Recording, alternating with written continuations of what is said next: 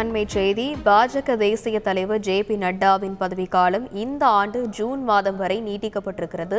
இது பற்றிய மேலும் விவரங்களை செய்தியாளர் ராஜா வழங்கியிருக்கலாம். வணக்கம் ராஜா. பாஜக தேசிய தலைவர் ஜே.பி. நட்டாவின் பதவிக்காலம் நீட்டிக்கப்பட்டிருக்கிறது. அவருடைய பதவிக்காலம் எப்போது நிறைவடைந்தது? அது குறித்து வணக்கம். இந்த பாஜக கட்சியின் தேசிய பொதுக்குழு கூட்டம் இன்று 2 நாட்கள் டெல்லி பாரத் மண்டபத்தில் நடைபெற்றது. இந்த கூட்டத்தில் பல்வேறு தீர்மானங்கள் நிறைவேற்றப்பட்டிருந்தது.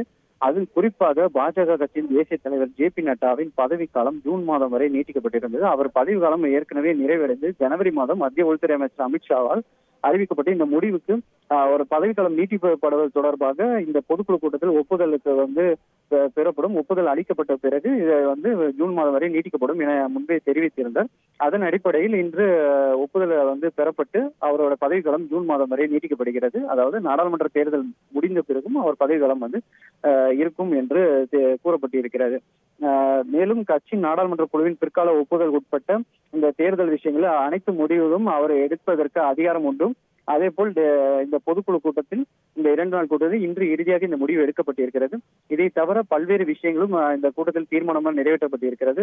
ராமர் கோவில் கட்டியதற்கு பிரதமர் நரேந்திர மோடிக்கு அனைவரும் வாழ்த்து தெரிவித்திருக்கிறார்கள். அதே போல் இந்தியாவின் பொருளாதாரத்தை மீண்டும் வளர்ச்சியடைய செய்வதற்கான முயற்சிகளை அனைவரும் ஈடுபட வேண்டும் என்பது குறித்து ஒரு தீர்மானம் நிறைவேற்றப்பட்டிருக்கிறது.